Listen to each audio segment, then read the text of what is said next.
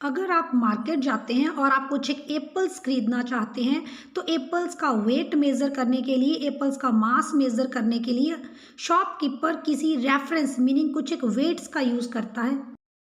फिर एटम तो बहुत स्मॉलेस्ट पार्टिकल है, इसका मास मेज़र करने के लिए हम किस रेफरेंस एटम का यूज़ करेंगे। तो कैसे मेज़र करते हैं एटम का मास, ये देखने के लिए वीडियो को लास्ट तक जरूर देखें। 19th सेंचुरी के बिगनिंग में हाइड्रोजन को एक स्टैंडर्ड एलिमेंट कंसीडर कर लिया गया to measure the mass of the atom. Hydrogen को ही क्यों लिया गया? क्योंकि हाइड्रोजन लाइटेस्ट एलिमेंट नोन था, उस वक्त सबसे हल्का एलिमेंट हाइड्रोजन को माना जाता था। तो 19th सेंचुरी के बिगनिंग में हाइड्रोजन को एक स्टैंडर्ड एलिमेंट या एक रेफरेंस एलिमेंट की तरह यूज़ किया जाने लगा एटॉमिक मास को मेज़र करने के लिए।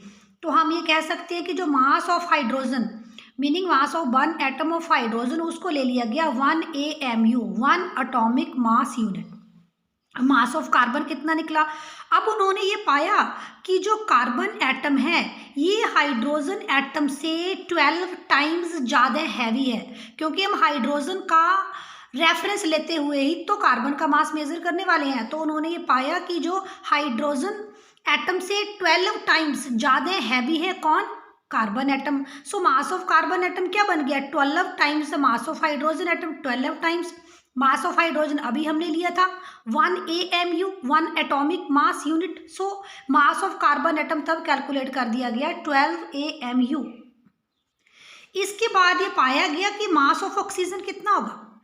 सो ऑक्सीजन क्या थी? ये 16 टाइम्स हैवी थी than the mass of hydrogen. Meaning oxygen का मास कितना था? 16 times the mass of hydrogen. Hydrogen के मास से 16 गुना था। तो अब हमने पता है हमें 16 गुना करना है किसको? हाइड्रोजन के मास को। अब हाइड्रोजन को तो स्टैंडर्ड एलिमेंट ले लिया गया था, बाकियों के मासेस को मेजर करने के लिए इसको रेफरेंस की तरह यूज किया जा रहा था। सो 16 multiply by 1 AMU। So oxygen का मास कितना आ गया था? 16 AMU। 16 AMU क्यों आ गया? क्योंकि जो मास ऑफ ऑक्सीजन है ये हाइड्रोजन के मास के 16 टाइम्स है और हाइड्रोजन का मास 1 AMU है। लेकिन 1961 में ये सब चीजें बदल गई। अब जो कार्बन था C12 आइसोटोप को, C12 एटम को एज ए स्टैंडर्ड या फिर एज ए रिलेटिव एलिमेंट लिया गया, रिलेटिव एटम लिया गया बाकी एटम्स के मास को मेजर करने के लिए। किस एटम को चूज किया गया? अब C12 एटम को चूज किया गया।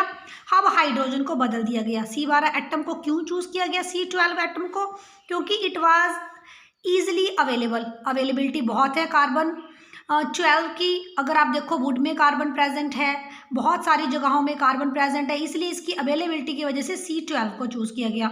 इट इज़ मॉडरेटली रिएक्टिव, ना तो ये कम रिएक्टिव है ना तो बहुत ज़्यादा रिएक्टिव है, इसलिए C12 एटम को चूज किया गया।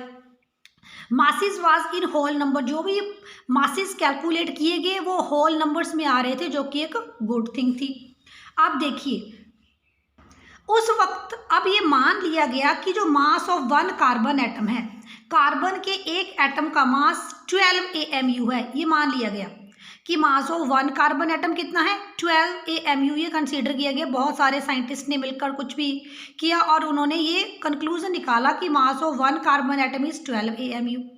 अब AMU atomic mass unit, atomic mass unit निकालने के लिए तो हमारे पास मास ऑफ 1 कार्बन एटम भी तो होना चाहिए।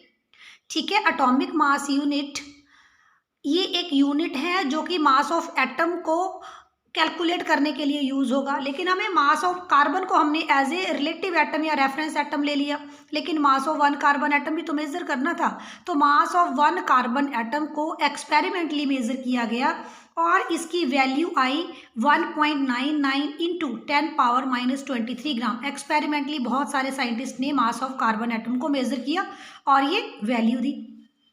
अब हमारे पास मास ऑफ 1 कार्बन एटम तो 12 AMU के बराबर है, हमें तो 1 AMU निकालना है। तो 12 लेफ्ट हैंड साइड आकर डिवाइड हो गया mass of C12 carbon atom के साथ। अब mass of C12 carbon atom experimentally ये कैलकुलेट किया गया और यहाँ पर इसकी वैल्यू सब्सटीट्यूट कर दी गई 1.99 इंटू 10⁻⁻23 ग्राम, जो कि mass of carbon atom experimentally calculate किया गया, इसको 12 से डिवाइड कर दिया गया। सो ये किसकी वैल्यू थी, ये वैल्यू थी 1 AMU की। तो हमारे पास 1 AMU 1 एटॉमिक मास कितना आया, इसको 12 से डिवाइड करने के बाद 1.66 into 10 power minus 24 grams. So finally 1 AMU की वैल्यू 1.66 इंटू 10 पावर माइनस 24 ग्राम कैलकुलेट की गई। 1 AMU को ग्राम्स में कन्वर्ट किया गया और इसको 1 AMU को ग्राम्स में कन्वर्ट करने के लिए जो रेफरेंस एटम है वो कौन सा लिया गया, C12 कार्बन एटम, जो कि एक कार्बन का ही आइसोटोप है। यही आइसोटोप क्यों लिया गया, क्योंकि ये इजीली अवेलेबल था, मॉडरेटली रिएक्टिव है। वीडियो कैसे लगा मुझे कमेंट सेक्शन में जरूर बताएं। मैथ साइंस के अदर वीडियोस देखने के लिए चैनल SSC प्रिपरेशन को विजिट करें। Thanks for watching.